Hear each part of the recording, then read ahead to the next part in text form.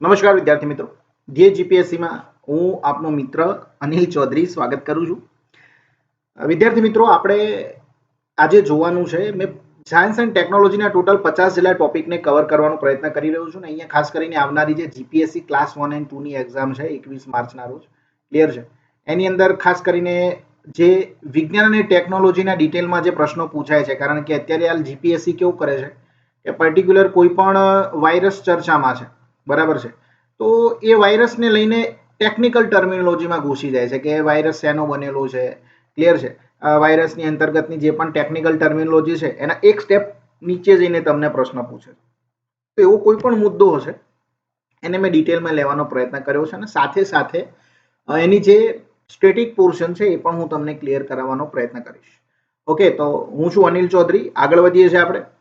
આ છે આપણી ધ્યેય જીપીએસસીની ફેકલ્ટી ટીમ, ક્લિયર છે. ધ્યેય જીપીએસસીનો જે કોર્સ છે એ આપણે જીપીએસસી ઓનલાઈન એપ્લિકેશનની અંદર અપલોડ કરેલો છે અને ખાસ કરીને જીપીએસસી ક્લાસ 1-2 એસ્પિરન્ટ માટે આપણે ડિઝાઇન કરેલો છે. એનું લેવલ, એનો કન્ટેન્ટ એ આપ જે જોડાયેલા છે વિદ્યાર્થીઓને પૂછી શકો છો. આગળ વધીએ. મેં પ્રયત્ન કર્યો છે જાતે જ લખવાનો, કારણ કે ટાઈપિંગ થઈ રહે એટલો મારી જોડે ટાઈમ પણ નથી અને આપણે એટલું પહોંચી વળીએ તેમ પણ નથી, તો પ્રયત્ન કર્યો છે જાતે લખીને તમને બધું સમજાવી શકું. સૌપ્રથમ આપણો કન્ટેન્ટ છે જેનું નામ છે હેલિયો ફિઝિક્સ મિશન. મિત્રો, આ હેલિયો ફિઝિક્સ મિશન જે છે, હેલિયો ફિઝિક્સ મિશન જે છે ને એ નાસા જે સ્પેસ એજન્સી છે, યુએસની સ્પેસ એજન્સી છે નાસા, એના દ્વારા હમણાં એના એડમિનિસ્ટ્રેશન દ્વારા મંજૂરી આપવામાં આવેલી છે. ઓકે, એનો હેતુ શું છે તો યાદ રાખીશું. એનો હેતુ છે સૂર્ય તથા પૃથ્વીના એરોરા. પૃથ્વીના એરોરા શું છે ને હમણાં હું તમને સમજાવું છું with animation and with imagination. Okay, તો યાદ રાખીશું પૃથ્વીના એરોરા, એરોરાને આપણે ગુજરાતીમાં કહીશું ધ્રુવીય જ્યોત કહીશું. શું કહીશું? ધ્રુવીય જ્યોત. ઓકે, તો સમજીએ. આ જે સૂર્ય છે અને પૃથ્વી પર જે એરોરા જોવા મળે છે એના અધ્યયન માટે જે છે આ હેલિયો ફિઝિક્સ મિશન જે છે શરૂ કરવામાં આવશે નાસા દ્વારા. હવે તમારા મગજમાં એક પ્રશ્ન થાય કે સાહેબ આ નાસાનું મિશન છે તો આપણા માટે વાંચવું જરૂરી છે? આપણા માટે મિત્રો એટલા માટે જરૂરી છે કારણ કે જે આપણે પાછળની ભૂતકાળની જેટલી પણ પરીક્ષાઓના જો પ્રશ્નપત્રોને એનાલિસિસ કરવાનો પ્રયત્ન કરીએ છીએ તો આપણને જાણવા મળે છે કે જૂના જે ફોર એક્ઝામ્પલ જાક્ષાની એજન્સી દ્વારા કોઈ મિશન ચલાવવામાં આવ્યું હોય કે નાસા દ્વારા ચલાવવામાં આવેલું હોય તો એવા ફર્સ્ટ લેવલના ક્વેશ્ચન એમાં પૂછાય છે. એમાં ડિટેલમાં નથી જતા, ફર્સ્ટ લેવલના ક્વેશ્ચન પૂછાય છે. ક્લિયર છે? ફોર એક્ઝામ્પલ કે પાર્કર સોલાર પ્રોબ એ કઈ એજન્સી દ્વારા મતલબ કે ચલાવવામાં આવ્યું છે, તો ભાઈ કે ભાઈ સૂર્યના અધ્યયન માટે નાસા દ્વારા ચલાવવામાં આવેલું, તો આપણને આઈડિયા હોવો જોઈએ. હવે પાર્કર સોલાર પ્રોબની અંદર એ લોકો ટેકનિકલ ટર્મિનોલોજીમાં નહીં ઘૂસે કારણ કે એ ઇન્ટરનેશનલ મિશન છે, પણ તમારા માટે એક પ્રાયોરિટી બેઝ પર તમને એટલું આઈડિયા હોવો જોઈએ કે હા પાર્કર સોલાર પ્રોબ એ નાસાનું હતું. ક્લિયર છે?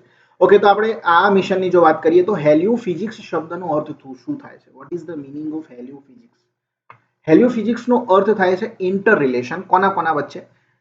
સૂર્ય અને સૌરમંડળ. ક્લિયર છે? સૂર્ય અને સૌરમંડળ વચ્ચેનું જે ઇન્ટર રિલેશન છે એના અધ્યયન કરવા માટેનું જે વિજ્ઞાન છે એને આપણે કહીએ છીએ હેલિયો ફિઝિક્સ સાયન્સ. ક્લિયર છે? આ એક વિજ્ઞાનની શાખા પણ તમે કહી શકો કે જે શેનું અધ્યયન કરે છે તો સૂર્ય અને સૌરમંડળ વચ્ચેના જે સંબંધો છે એનું અધ્યયન કરે છે. ઓકે, એરોરા શું છે મિત્રો? એરોરા શું છે? એરોરા જેને તમે આપણે ધ્રુવીય જ્યોત કહીએ છીએ, હું તમને હમણાં ફોટોઝ પણ બતાવું છું. તો આપણા પૃથ્વીના વાતાવરણથી ઉપર જતા જઈએ એમ ઘણા બધા આયન જે મંડળો આવે છે એમાં આયન મંડળ છે, બરાબર છે. આયન મંડળની અંદર જે વિદ્યુત ચુંબકીય ઘટનાઓ જોવા મળે છે, બરાબર છે, અને આ વિદ્યુત ચુંબકીય ઘટનાઓને લીધે પ્રકાશમય પ્રભાવ જોવા મળે છે અને એના લીધે આપણે આકાશમાં નજર કરીએ તો આપણને એરોરા જોવા મળે છે, ધ્રુવીય જ્યોત જોવા મળે છે. કેવી હોય છે હમણાં બતાવું છું. ઓકે, ખાસ કરીને રાત્રે જોવા મળે છે અને પૃથ્વીથી 100 કિલોમીટરની ઊંચાઈ પર, પૃથ્વીથી 100 કિલોમીટરની ઊંચાઈ પર ઉચ્ચ અક્ષાંશો આપણા જે છે, ઉચ્ચ અક્ષાંશોમાં શું આવે? ઉચ્ચ અક્ષાંશોમાં ધ્રુવો આવે. શું આવે? ધ્રુવો આવે. આપણા ઉત્તર ધ્રુવ અને દક્ષિણ ધ્રુવ. તો ઉત્તર ધ્રુવ અને દક્ષિણ ધ્રુવ પર ખાસ કરીને જે એરોરા અસર છે એ જોવા મળતી હોય છે. જો અહીંયા દેખાઈ રહ્યું છે તમને, આ જે તમને દેખાઈ રહ્યું છે ને, આ જે છે એ ઉત્તર ધ્રુવ પર આ પ્રકારની એક અસર જોવા મળે છે. ઉત્તર ધ્રુવ પર આ પ્રકારની એક અસર જોવા મળે છે. તો ઉત્તર ધ્રુવ પર જે આ અસર જોવા મળે છે ને એને આપણે કહીશું એરોરા બોરિયોલિસ. શું કહીશું? એરોરા બોરિયોલિસ. એરોરા બોરિયોલિસ. ઓકે, અને ગુજરાતીમાં એને કહીશું સુમેરુ જ્યોતિ. શું કહેવાશે? સુમેરુ જ્યોતિ. તો આ પ્રકારની કંઈક ઘટના ઉત્તર ધ્રુવ પર બને છે. એવી જ રીતે દક્ષિણ ધ્રુવની આપણે વાત કરીએ તો દક્ષિણ ધ્રુવ જે છે મિત્રો, દક્ષિણ ધ્રુવ પર એરોરા ઓસ્ટ્રેલિસ કહીશું. દક્ષિણ ધ્રુવ પર જે એરોરાની ઘટના બને છે એને કહીશું એરોરા ઓસ્ટ્રેલિસ. એરોરા ઓસ્ટ્રેલિસ, અથવા તો એને ગુજરાતીમાં કહીશું કુમેરુ જ્યોતિ. શું કહેવાશે? કુમેરુ જ્યોતિ. તો આ પ્રકારની ઘટનાઓ જે છે અવકાશમાં બનતી હોય છે અને આપણા માટે આટલું યાદ રાખવું જરૂરી છે. ઓકે, હવે જે લોકો આ વિડીયોને જોઈ રહ્યા છે અને આ પીડીએફ જે છે આ નીચે ધ્યેય જીપીએસસી ઓફિશિયલ આટલું ખાલી જઈને ટેલિગ્રામમાં સર્ચ કરો, ટેલિગ્રામ ચેનલમાં જોડાઈ ત્યાં આગળ જે છે આ પીડીએફ હું મૂકી દઈશ. ક્લિયર છે? વાંચી લેજો. ચાલો નેક્સ્ટ જોઈએ. બર્ડ ફ્લૂ મિત્રો અત્યારે હાલ વધુ ચર્ચામાં છે. ઓકે, તો બર્ડ ફ્લૂ વિશે થોડીક ચર્ચા કરીશું. અને બર્ડ ફ્લૂ તો જે વાયરસ સંક્રમિત થઈ રહ્યો છે તો એ બર્ડ ફ્લૂના જે નામ આપ્યા છે H5N1 છે, H5N8 છે. ક્લિયર છે? તો એના વિશે થોડુંક ડિટેલમાં જવાનો પણ પ્રયત્ન કરીશું. ઓકે, એમાં આપણે પીએચડી તો નથી કરવી પણ થોડું ઘણું સમજીશું. ક્લિયર છે? કદાચ જીપીએસસી મજાક કરી નાખે તો વાંધો આવે ને. ઓકે, જોઈએ મિત્રો, બર્ડ ફ્લૂ જે છે એ ખાસ કરીને જે પક્ષીથી પક્ષી છે, મતલબ કે જનાવરથી જનાવરના વચ્ચે જે સંક્રમિત થતો એક વાયરસ છે. અને ભારતની અંદર જો વાત કરીએ તો ભારતમાં અત્યાર સુધીમાં 2 પ્રકારના બર્ડ ફ્લૂ વાયરસ જે છે એ આપણે ચિહ્નિત કરી શક્યા છે, ઓળખાયા છે. કયા કયા છે? યાદ રાખીશું, H5N1 નામનો વાયરસ અને H5N8 નામનો વાયરસ. આ બંને વાયરસ એવા છે જે ભારતમાં અત્યારે હાલ જે સંશોધન થયું એમાં જાણવા મળ્યા છે, ચિહ્નિત થયા છે. એમાંથી પણ ખાસ કરીને આ જે H5N1 નામનો જે વાયરસ છે એ મનુષ્ય માટે વધુ ખતરનાક છે. બીજા બધા વાયરસ છે ઘણા બધા, મતલબ કે બર્ડ ફ્લૂ માટે તો ઘણા બધા વાયરસ છે, H5N8 છે, H5N1 છે, પણ એમાંથી મનુષ્ય માટે મહત્વનો જો કોઈ વાયરસ હોય તો એ છે H5N1. ઓકે, બર્ડ ફ્લૂ જે છે એને બીજા કયા નામે ઓળખવામાં આવે છે? તો બર્ડ ફ્લૂને બીજા નામે ઓળખવામાં આવે છે એવિયન ઇન્ફ્લુએન્ઝા. શું કહેવાય છે? Avian influenza. આ જે એવિયન ઇન્ફ્લુએન્ઝા છે એને આપણે 3 પ્રકારે વિભાજિત કરીએ છીએ. એને વૈજ્ઞાનિકો 3 પ્રકારે વિભાજિત કરે છે. એ પ્રકારના ઇન્ફ્લુએન્ઝા વાયરસ, બી અને સી પ્રકારના ઇન્ફ્લુએન્ઝા વાયરસ. એ પ્રકારના ઇન્ફ્લુએન્ઝા વાયરસ જે છે મિત્રો, એ પ્રકારના ઇન્ફ્લુએન્ઝા વાયરસ એ ખાસ કરીને જાનવરોને વધુ સંક્રમિત કરે છે. એ લોકોનો ચેપ જે છે એ જાનવરથી જાનવર જે સંક્રમણ થવાનું છે એ વધુ થાય છે. પણ યાદ રાખજો, એવું નથી કે મનુષ્યને આ જે એ પ્રકારના ઇન્ફ્લુએન્ઝા વાયરસ છે થાય જ નહીં, એવું નથી. આ જે એ પ્રકારના ઇન્ફ્લુએન્ઝા વાયરસ છે એમની જોડે પણ એટલી સક્ષમતા છે.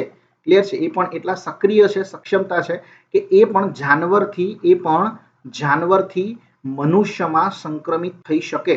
ક્લિયર છે? એવું તો બિલકુલ નથી કે ન થાય, પણ એમની જોડે કેપેબિલિટી છે આ પ્રકારના ઇન્ફ્લુએન્ઝા વાયરસ, જે એની વાત કરી રહ્યા છું. બી અને સી પ્રકારના જે ઇન્ફ્લુએન્ઝા વાયરસ છે એ મુખ્યત્વે મનુષ્યની અંદર સંક્રમિત થતા જે છે જોવા મળે છે. યાદ રાખીશું, મુખ્યત્વે મનુષ્યની અંદર સંક્રમિત થતા જોવા મળે છે. ઓકે, વાયરસ વર્ગીકરણની વાત કરીએ. વાયરસ વર્ગીકરણ એટલે કે ભાઈ સાહેબ આ H7N9 કેવી રીતે નામ આપવામાં આવે છે, કહેવાય ને હમણાં હાલ આપણે જોઈએ H1N8 નામ કેવી રીતે આપવામાં આવે છે, H5N8, તો આ બધા નામ કેવી રીતે આપવામાં આવે છે તો એને સમજીએ. ઇન્ફ્લુએન્ઝા વાયરસ જે હોય છે ને મિત્રો, એની અંદર 2 પ્રોટીન રહેલા હોય છે. 2 પ્રોટીનનું નામ યાદ રાખીશું. ઇન્ફ્લુએન્ઝા વાયરસ જે છે એમાં 2 પ્રોટીન છે. એક છે હેમગ્લુટિનિન, એક છે હેમગ્લુટિનિન, અને બીજું પ્રોટીન છે ન્યુરોમિનિડેસ. આ 2 પ્રોટીનને આધારે જે વાયરસ છે એને વર્ગીકૃત કરવામાં આવે છે.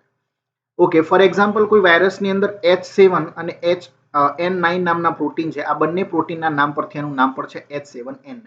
સિમ્પલ છે. ઓકે, તો આ 2 પ્રોટીન હેમગ્લુટિનિન અને ન્યુરોમિનિડસ આ બંને યાદ રાખીશું. જે ઇન્ફ્લુએન્ઝા વાયરસ જે છે આ બંને પ્રોટીનનો બનેલો હોય છે. ઓકે, એવિયન ઇન્ફ્લુએન્ઝા જે છે એનો પ્રથમ કેસ એ 2006માં ભારતમાં જોવા મળ્યો. ભારતમાં પ્રથમ ઇન્ફ્લુએન્ઝાનો કેસ ક્યારે જોવા મળ્યો? 2006 ની અંદર જોવા મળ્યો. એવિયન ઇન્ફ્લુએન્ઝા એટલે કે બર્ડ ફ્લૂનો કેસ. ઓકે, પછી વાત કરીએ 2019 ની અંદર ભારત એ એવિયન ઇન્ફ્લુએન્ઝા મુક્ત ઘોષિત થયેલો છે. એવિયન ઇન્ફ્લુએન્ઝા સંક્રમણ મુક્ત ઘોષિત થયેલો છે. એવિયન ઇન્ફ્લુએન્ઝા સંક્રમણ મુક્ત ઘોષિત થયેલો છે. સંક્રમણ મુક્ત ઘોષિત થયેલો છે. ઓકે, સમજીએ. હવે આ ઘોષિત કોને કરે છે? આ જે સંક્રમણ મુક્ત ઘોષિત કોને કર્યા છે? તો યાદ રાખીશું વિશ્વ પશુ સ્વાસ્થ્ય સંગઠન જે છે, વિશ્વ પશુ સ્વાસ્થ્ય સંગઠન દ્વારા ભારતને એવિયન જે ઇન્ફ્લુએન્ઝા સંક્રમણ મુક્ત ઘોષિત કરવામાં આવ્યા છે. સમજવાનો પ્રયત્ન કરીએ. અહીંયા ક્વેશ્ચન નંબર તમારા માટે મહત્વનો નથી. અહીંયા પહેલા જોઈએ બ્લડ ફ્લૂના જે છે, બર્ડ ફ્લૂના સંક્રમણના સંદર્ભમાં આ વિધાન કયા સાચા છે એને સમજવાનો પ્રયત્ન કરીએ. સૌ પ્રથમ છે, એને સૌ પ્રથમવાર 1997માં હોંગકોંગમાં નોંધવામાં આવ્યો હતો. આપણા માટે આ એક વિધાન મહત્વનું છે. અને બીજું વિધાન છે એવિયન ઇન્ફ્લુએન્ઝાને બર્ડ ફ્લૂના નામથી ઓળખવામાં આવે છે. તો આ વસ્તુ તમારા માટે ઇઝી છે કે ચાલો ભાઈ સાહેબે કહી દીધું કે બર્ડ ફ્લૂના નામથી ઓળખવામાં આવે છે, વિધાન સાચું છે. પહેલું વિધાન જે છે એ પણ મિત્રો સાચું છે. વિશ્વની અંદર સૌ પ્રથમ બર્ડ ફ્લૂનો જે કેસ છે એ હોંગકોંગની અંદર 1997ની અંદર જે છે નોંધવામાં આવ્યો હતો. માટે બંને વિધાન આપણા માટે સત્ય છે. ઓકે, નેક્સ્ટ જોઈએ. બીજો એક પ્રશ્ન છે. પ્રશ્ન આપણા માટે મહત્વનો નથી, નંબર મહત્વનો નથી, પ્રશ્ન તો મહત્વનો છે જ. ઓકે, નીચેનામાંથી કયું વિધાન સાચું છે? સૌ પ્રથમ છે, બર્ડ ફ્લૂના પ્રસારને રોકવા માટે ઘરેલું પોલ્ટ્રી પક્ષીઓ જેમ કે મરઘા છે, બતક છે, એના મોટા પાયે જે કતલ થઈ રહે છે એને કહેવાય છે કલિંગ. શું કહેવાય છે? કલિંગ. અને બીજું વિધાન છે, ભારતમાં સંક્રમણ સ્થળની 1 કિલોમીટરના અંતર, ભારતની અંદર સંક્રમણ સ્થળની 1 કિલોમીટરના અંતર પર કલિંગ થાય છે, જેને સંક્રમિત ક્ષેત્ર કહેવાય છે. આ બંને વિધાન મિત્રો સાચા છે. આ ખાસ યાદ રાખીને જજો, કારણ કે આ પ્રકારના ટેકનિકલ ટર્મિનોલોજી વાળા પ્રશ્ન પૂછાય, કારણ કે આ વસ્તુ ભારતમાં અત્યારે વધુ બની રહી છે. ઓકે, અને હજારોની સંખ્યામાં મરઘા અને બતકાને જે છે કતલ કરવામાં આવી રહ્યા છે અત્યારે આ બર્ડ ફ્લૂના ડરે. ઓકે, તો આ વસ્તુ ખાસ ધ્યાને રાખીને જાજો. ત્રીજો આપણો કન્ટેન્ટ છે પીએમ વાની યોજના. પીએમ વાની યોજનાનું તમારા માટે એક મહત્વનું બને છે એનું ફૂલ ફોર્મ. ખાસ પીએમ વાની યોજના છે તો પ્રધાનમંત્રી WANI નું પૂરું નામ શું છે? WANI નું પૂરું નામ છે public wifi access network interface. ફરીથી બોલું છું, public wifi access interface network interface. આ જે પૂરું નામ છે જીપીએસસી તમને પૂછી શકે છે. ઓકે, એની મિનિસ્ટ્રી કઈ છે? તો એ તો બધાને આવડે છે, મિનિસ્ટ્રી ઓફ કોમ્યુનિકેશન. ઓકે, સૌ પ્રથમ ભલામણ આ યોજના બાબતની, મતલબ કે આ પર્ટિક્યુલર યોજનાનું નામ નહીં, પણ ટૂંકમાં કે ભારતમાં પબ્લિક માટે એક સર્વ માટે એક ઇન્ટરનેટની ઉપલબ્ધિ હોવી જોઈએ. દરેક ગામડામાં ખૂણે ખૂણે ભારતમાં ઇન્ટરનેટની ઉપલબ્ધિ હોવી જોઈએ.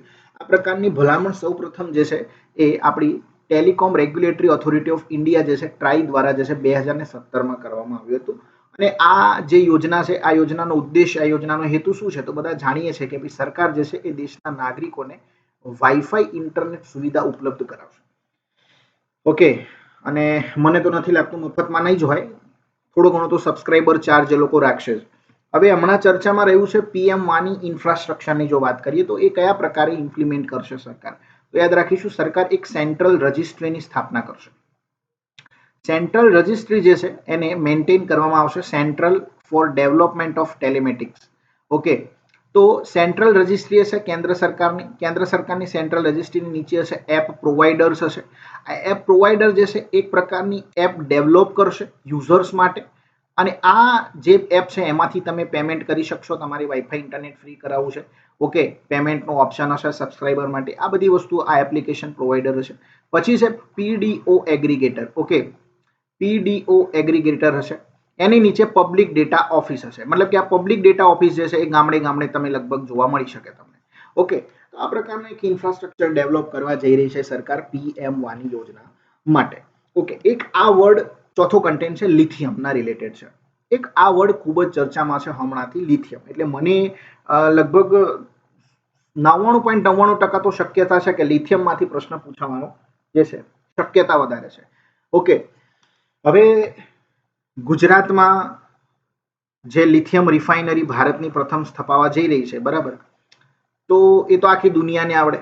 આ પણ તમને ખબર હશે કે લિથિયમના ભંડાર જે છે કર્ણાટકના મંડ્યા જિલ્લામાંથી મળ્યા છે. લગભગ 1600 ટન જેટલો ભંડાર અહીંયા રહેલો છે. ઓકે, તો ટૂંકમાં આ વસ્તુ તો બધાને આવડે છે, પણ જીપીએસસી તમને થોડાક ડાયવર્ટ કરી અને ટેકનિકલ ટર્મિનોલોજીનો પ્રશ્ન પૂછે.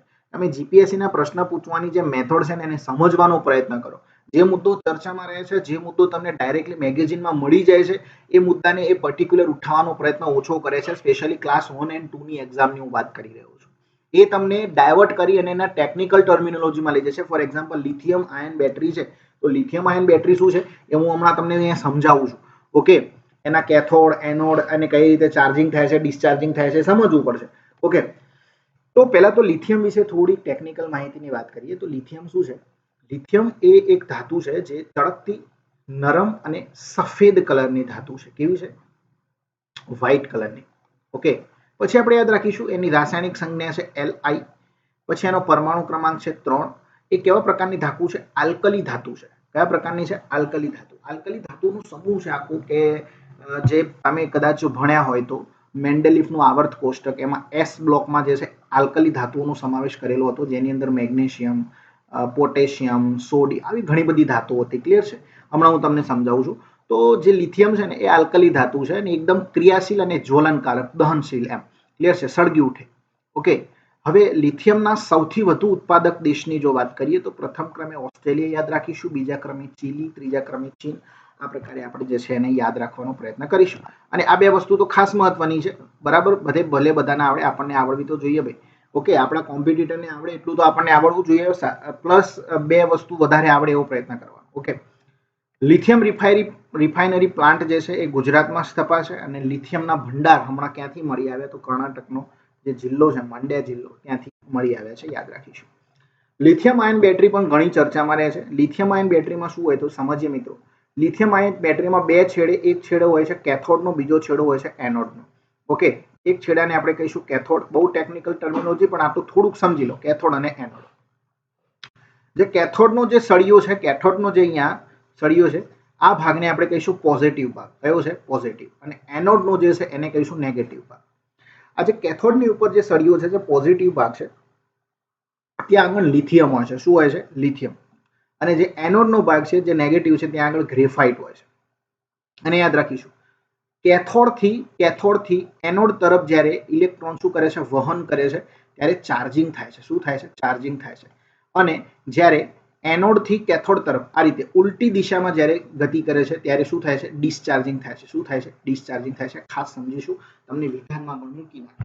ઓકે, હવે સમજીશું લિથિયમના બીજા ઘણા બધા ઉપયોગ છે, જેમ કે ઇલેક્ટ્રોનિક્સ ઉદ્યોગોમાં એનો ઉપયોગ થાય છે, સિરામિક ઉદ્યોગોમાં ઉપયોગ થાય છે. તો ઘણા બધા ઉદ્યોગ જે છે બેટરી બનાવવાના, લિથિયમ આયન બેટરી પણ એમાંથી જ બને છે. તો આવા ઘણા બધા જે છે લિથિયમના ઉપયોગો છે, આપણે યાદ રાખીશું. લિથિયમ વિશે બીજી વાત કરીએ તો લિથિયમ એ આલ્કલી ધાતુ તો છે જ. ઓકે, લિથિયમ સિવાય બીજી સોડિયમ છે, પોટેશિયમ છે, રૂબિડિયમ છે, સીસિયમ છે, ફ્રાન્સિયમ છે. ઓકે, આવી ઘણી બધી જે ધાતુઓ છે, આલ્કલી ધાતુઓ જેને આપણે ઓળખીએ છીએ. અને આ બધી જે ધાતુઓ છે એ એસ બ્લોક એલિમેન્ટ કહેવાય છે. જે આપણું પિરિયોડિક ટેબલ છે, મેન્ડેલિફનું આવર્ત કોષ્ટક, એમાં એસ બ્લોક જે છે એની અંદર એનો સમાવેશ થાય છે. ઓકે, એના ઘટકો છે. યાદ રાખીશું, જીપીએસસી તમને ગમે તે મૂકી દે, એસ બ્લોકની જગ્યાએ કોઈ પણ વસ્તુ મૂકી તમને જે છે એ ડાયવર્ટ કરવાનો પ્રયત્ન કરે. ઓકે, નેક્સ્ટ જોઈએ. ઓકે, પાંચમો કન્ટેન્ટ છે આપણો.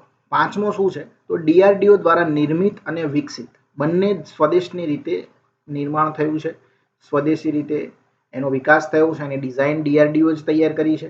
એવી એક મિસાઇલ જેનું નામ છે vertical launched short range surface to air missile. Surface to air missile એટલે કે જમીનથી હવામાં માર કરી શકે. ક્લિયર છે? જમીનથી હવામાં માર કરી શકે એવી મિસાઇલ જે છે એની હું વાત કરી રહ્યો છું. તાજેતરની અંદર ઓડિશાના ચાંદીપુર ખાતેથી જે છે આનું પરીક્ષણ કર્યું છે. ઓકે, આ મિસાઇલનો વિકાસ જે છે એ કોના માટે કરવામાં આવી રહ્યો હતો? ઇન્ડિયન નેવી માટે જે છે આ મિસાઇલનો વિકાસ કરવામાં આવી રહ્યો છે. અને આ મિસાઇલ જ્યારે આપણી નેવીમાં આવશે ત્યારે એ બરાક 1 જે આપણી મિસાઇલ છે, બરાક 1, આ મિસાઇલનું સ્થાન લેશે, જે આપણે ઇઝરાયલ પાસેથી લાવેલા હતા. કોના પાસેથી લાવ્યા હતા? ઇઝરાયલ પાસેથી.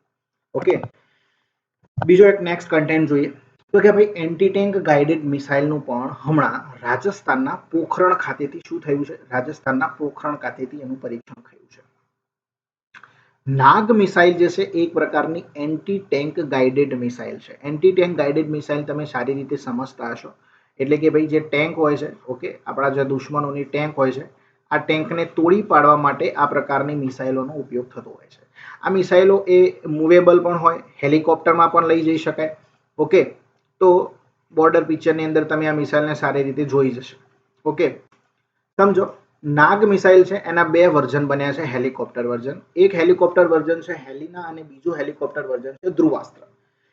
હેલિના હેલિકોપ્ટર વર્ઝન છે, હેલિના નામ જ એવી રીતે પડ્યું છે મિત્રો. હેલિના એટલે HEL, હેલિકોપ્ટરનો L, અને ના એટલે નાગનો NA. તો આ રીતે હેલિના, તો હેલિકોપ્ટરનું આ રીતે જ હેલિના નામ પડ્યું છે. ઓકે, હેલિકોપ્ટરનું હેલી અને નાગનું NA, એમ હેલિના.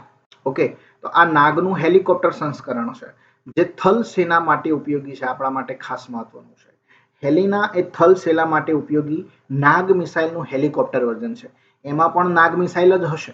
ઓકે, પણ એ હેલિકોપ્ટરમાંથી દુશ્મન દેશના જે ટેન્ક છે એની પર છોડવામાં આવશે. ઓકે, બીજું છે ધ્રુવાસ્ત્ર. ધ્રુવાસ્ત્ર પણ હેલિકોપ્ટર વર્ઝન છે નાગ મિસાઇલનું, પણ એ વાયુ સેના માટે છે. તો નાગ મિસાઇલનું હેલિકોપ્ટર વર્ઝન થલ સેના માટે કયું કહેવાશે? હેલિના. વાયુસેના માટે ધ્રુવાસ્ત્ર. ઓકે, નાગ મિસાઇલના થોડા કેરેક્ટરિસ્ટિકની વાત કરીએ તો નાગ મિસાઇલ જે છે એ ફાયર એન્ડ ફરગોટના સિદ્ધાંત પર કામ કરે છે. મતલબ કે એકવાર તમે એને છોડી દીધી પછી એ ત્યાં જ પડશે જ્યાં આગળ એને જઈને પડવાનું છે. ટૂંકમાં તમે એને કંટ્રોલ નહીં કરી શકતા. Fire and forgot. એન્ડ બીજું છે એની થોડીક કેરેક્ટરિસ્ટિક, તો કે ભાઈ આ ત્રીજી પેઢીની મિસાઇલ છે અને એની પ્રહાર ક્ષમતા કેટલી છે? તો 3 થી 7 કિલોમીટર સુધી એ પ્રહાર કરી શકે છે. 3 થી 7 કિલોમીટરના પરિઘની અંદર જો કોઈ પણ ટેન્ક છે તો એને એ જે ધ્વંસ કરવા સક્ષમ છે. પછી આપણે વાત કરીએ આગળ, 7મો કન્ટેન્ટ છે સાગર અન્વેષિકા. હવે તમને પૂછવામાં આવે કે સાગર અન્વેષિકા, તાજેતરમાં ચર્ચામાં રહેલું સાગર અન્વેષિકા શું છે? સાગર અન્વેષિકા એ શું છે? તો કે ભાઈ તટીય સંશોધન જહાજ. તટીય સંશોધન જહાજ અથવા તો સમુદ્ર સંશોધન જહાજને આપણે કહી શકીએ. ઓકે, સમુદ્ર સંશોધન જહાજ આપણે એને કહી શકીએ. સમજો, એટલે કે સમુદ્રની અંદર ડીપમાં જઈને જે છે સંશોધન કરવાનું કામકાજ જે છે આ પ્રકારના જહાજ કરશે. ચેન્નઈ બંદર પરથી તાજેતરમાં એને લોન્ચ કરવામાં આવ્યું છે અને એનો ઉપયોગ સંશોધન માટે કોણ કરશે? તો કે ભાઈ national institute of ocean technology જે છે, national institute of ocean technology જે છે એ એનો ઉપયોગ કરશે. હવે તટીય સુરક્ષા વિશે થોડીક વાત કરું તમને. તો કે ભાઈ આપણો જે કિનારો હોય છે આ, બરાબર છે, આપણો જે તટ હોય છે એ તટથી 12 નોટિકલ માઇલ, તટથી 12 નોટિકલ માઇલ સુધી જે તટની સુરક્ષા કરવાની જવાબદારી આવે છે એ કોની આવે છે? તો કે ભાઈ મરીન પોલીસની આવે છે. કોની આવે છે? તટની સુરક્ષા કોણ કરશે? મરીન પોલીસ કરશે. ઓકે, તો આપણો જે તટ છે ભારતનો એનાથી 12 કિલોમીટર સુધીની સુરક્ષા મરીન પોલીસ કરશે. ત્યારબાદ વાત કરીએ તો બીજા જે 12 માઇલ છે, આ 12 નોટિકલ માઇલથી આગળના બીજા 12 માઇલ, એની સુરક્ષા ભારત તટરક્ષક દળ કરશે. સ્પેશિયલી એનું ગઠન કરેલું છે એના માટે. ઓકે, એટલે કે આ તટથી 24 કિલોમીટર દૂર.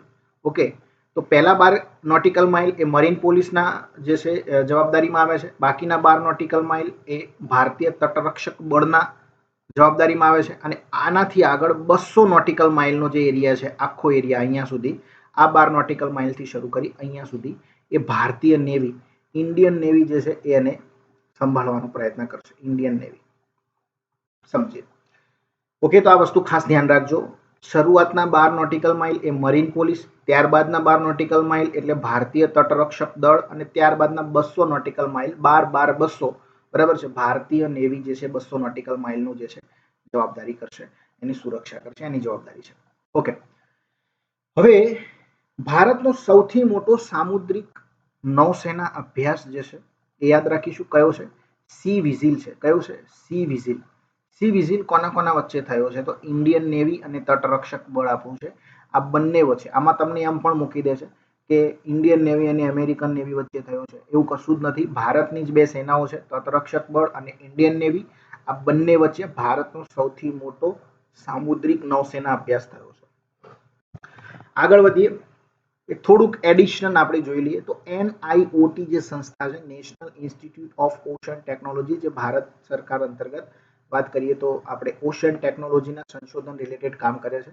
એમની પાસે અન્ય પણ સામુદ્રિક સંશોધન જહાજ રહેલા છે. તો યાદ રાખીશું સાગર કન્યા, અહીંયા લખેલા જ છે, ગુજરાતીમાં અહીંયા લખું છું, સાગર કન્યા, સાગર સંપદા, સાગર નિધિ, સાગર મનુષા, સાગર તારા. આ બધા જ શું છે? આ બધા જ સામુદ્રી સંશોધન જહાજ છે.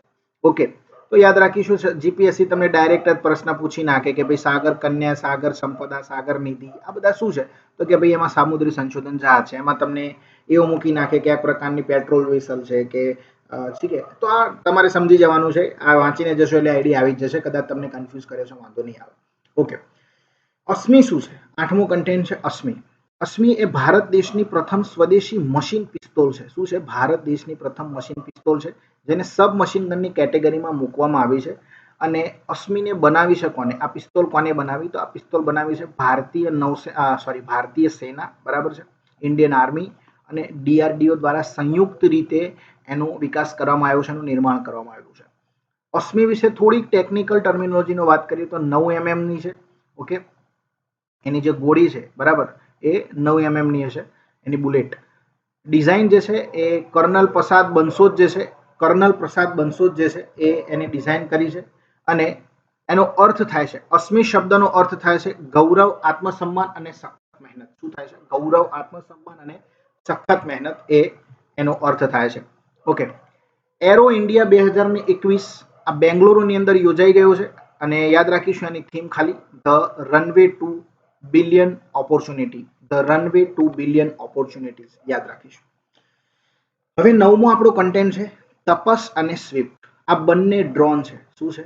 ડ્રોન છે, અથવા તો આપણે એને બીજા શબ્દોમાં કરીએ અનમેન્ડ એરિયલ વ્હીકલ છે. શું છે? અનમેન્ડ એરિયલ વ્હીકલ છે. હમણાં તમને જીપીએસસી એમ પણ પ્રશ્ન પૂછી નાખે કે તાજેતરમાં ચર્ચામાં રહેલા TAPAS એટલે કે તપસ અને સ્વિફ્ટ આ બંને શું છે? તો કે ભાઈ મારુતિ સુઝુકીની ગાડી ના. શું આવે? Unmanned aerial vehicle. શું છે? સ્વિફ્ટ એ અનમેન્ડ એરિયલ વ્હીકલ છે. સમજીએ. તપસ જે છે એનું નિર્માણ ડીઆરડીઓ કર્યું છે અને આ સ્વિફ્ટ જે છે એનું નિર્માણ બે સંસ્થાઓ સંયુક્ત રીતે કર્યું છે. એક છે એરોનોટિકલ ડેવલપમેન્ટ એજન્સી અને આઈઆઈટી કાનપુર દ્વારા. ઓકે, આ જે તપસ છે એને રુસ્તમ 2 તરીકે પણ ઓળખવામાં આવે છે. રુસ્તમ 2 તરીકે પણ ઓળખવામાં આવે છે, અથવા તો BH201 તરીકે પણ આપણે એને ઓળખીએ છીએ. ઓકે, આ જે છે ડીઆરડીઓ એ યુએસએ નું એક ડ્રોન છે પ્રિડેટર ડ્રોન. આ પ્રિડેટર ડ્રોનની જે પેટર્ન છે એની પર જ ડીઆરડીઓ એ આ ડ્રોનને બનાવવાનો પ્રયત્ન કર્યો છે. આના માટે તાજેતરમાં ચર્ચામાં કેમ છે? તાજેતરમાં એટલા માટે ચર્ચામાં છે કે અત્યારે હાલ હમણાં 3 પૈડાવાળી રિટ્રેક્ટેબલ લેન્ડિંગ ગિયર સિસ્ટમ આના માટે વિકસાઈ છે. અને આ જે સ્વિફ્ટ છે એના માટે 1 પૈડાવાળી રિટ્રેક્ટેબલ લેન્ડિંગ ગિયર સિસ્ટમ વિકસાઈ છે. આ રિટ્રેક્ટેબલ લેન્ડિંગ ગિયર સિસ્ટમ છે એટલું બધું ડિટેલમાં આપણે જવાનું નથી, કારણ કે આપણે એરોનોટિકલ એન્જિનિયરિંગ નથી કરી રહ્યા. ઓકે, સમજીએ. जितना इम्पोर्टન્ટ है इतना करो, बाकी आगे बढ़ो. મૂળાંકનની જેમ. ક્લિયર છે? ઓકે, હવે વાત કરીએ બીજા બે ડ્રોન તમારે યાદ રાખવાના છે. એક છે ઘાતક ડ્રોન. ઓકે, આ ઘાતક શું છે? એક પ્રકારનું ડ્રોન છે. બીજું પણ છે હેરોન. હેરોન પણ એક પ્રકારનું અનમેન્ડ એરિયલ વ્હીકલ છે. અનમેન્ડ એરિયલ વ્હીકલ એટલે પાયલોટ વગર રિમોટ કંટ્રોલથી સંચાલિત થઈ શકે, ઉડી શકે એ પ્રકારનું એક ડ્રોન. એને આપણે કહીશું અનમેન્ડ એરિયલ વ્હીકલ. એમાં પાયલોટ હોય નહીં. ઓકે, હવે આ જે હેરોન જે છે એ યાદ રાખીશું ભારતે ઇઝરાયલ પાસેથી લીધું છે. કોની પાસેથી લીધું છે? ઇઝરાયલ પાસેથી. ઓકે, હવે આ જે યુએવી ટેકનોલોજી છે, અનમેન્ડ એરિયલ વ્હીકલ ટેકનોલોજીના વિકાસ કરવા માટે ભારતે 2 દેશ સાથે કરાર કર્યા છે. એક છે યુએસએ અને બીજો દેશ છે ઇઝરાયલ. એક છે યુએસએ અને બીજો દેશ છે ઇઝરાયલ. આપણે યાદ રાખીશું. મિત્રો 10મો કન્ટેન્ટ છે green propulsion technology. Green propulsion technology સૌપ્રથમ તમને એવો જીપીએસસી પ્રશ્ન પૂછે કે ગ્રીન પ્રપલ્શન ટેકનોલોજીનો વિકાસ એ નીચે પૈકી કઈ સંસ્થા દ્વારા, ભારતમાં કઈ સંસ્થા દ્વારા કરવામાં આવશે? તો યાદ રાખીશું ગ્રીન પ્રપલ્શન ટેકનોલોજીનો વિકાસ જે છે ઇસરો દ્વારા કરવામાં આવશે. તમને ઓપ્શનમાં આપી દે ડીઆરડીઓ આપી દે, તમને બાર્ક આપી દે. ક્લિયર છે? ભાભા એટોમિક રિસર્ચ, આ બધું જ આપી દે. યાદ રાખીશું ઇસરો. ઓકે, તાજેતરમાં ગગનયાન મિશન જે છે એની માટે ગ્રીન પ્રપલ્શન ટેકનોલોજી વિકસાવવાનો જે છે શરૂઆત કરી છે ઇસરોએ. ગ્રીન પ્રપલ્શન ટેકનોલોજી શું છે? તો આ એક પ્રકારની ટેકનોલોજી છે જે પર્યાવરણમાં નુકસાન ઓછું થાય ને એવા ગ્રીન પ્રોપલેન્ટ બળતણનો વિકાસ કરશે. ટૂંકમાં એવા બળતણનો વિકાસ કરશે કે જે પર્યાવરણને ઓછું નુકસાન કરે. ટૂંકમાં ફોર એક્ઝામ્પલ હાઇડ્રોજન પેરોક્સાઇડ છે, કેરોસીન છે, પ્રવાહી ઓક્સિજન, પ્રવાહી મિથેન છે. તો આ પ્રકારના જે પર્યાવરણને ઓછું નુકસાન કરે એવા પ્રોપલન્ટ વિકસાવવાનો પ્રયત્ન કરશે. અત્યારે હાલ ઇસરોએ લોન્ચ વ્હીકલ માટે પ્રવાહી હાઇડ્રોજન અને પ્રવાહી ઓક્સિજન આધારિત પ્રપલ્શન પ્રણાલીનું પરીક્ષણ શરૂ કરી દીધું છે. ઓકે, તો તમે એક વસ્તુ તમને યાદ હોવી જોઈએ, ક્રાયોજેનિક એન્જિનમાં ક્રાયોજેનિક એન્જિન જે છે તે તમે કદાચ આપણી જોડે ભણ્યા જ છો. જીએસએલવી નો જે ત્રીજો તબક્કો છે, પહેલો, બીજો અને આ ત્રીજો તબક્કો છે, તો આ જે ત્રીજા તબક્કાની અંદર શું હોય છે? ક્રાયોજેનિક એન્જિન હોય છે. શું હોય છે? Cryogenic engine. અને આ જે ક્રાયોજેનિક એન્જિન છે એમાં બળતણ તરીકે શું વપરાય છે? તો કે ભાઈ પ્રવાહી હાઇડ્રોજન અને પ્રવાહી ઓક્સિજન વપરાય છે. ખાસ યાદ રાખજો, જીપીએસસીમાં પૂછાઈ ગયેલો પ્રશ્ન છે ને, રિપીટ થાય તો પણ શંકાને સ્થાન નથી. તો એક વસ્તુ યાદ રાખીશું, અહીંયા 10 સારા એવા કન્ટેન્ટ મેં તમારી સાથે શેર કરવાનો પ્રયત્ન કર્યો છે. મળીએ છે નેક્સ્ટ લેક્ચરમાં. Thank you. ફરીથી એકવાર રિવાઇઝ કરી નાખજો એટલે જોવું નહીં પડે. મેન મુદ્દા જ હું આવરવાનો પ્રયત્ન કરું છું. આપ સર્વેનો આભાર. Thank you. જય હિન્દ, જય ભારત.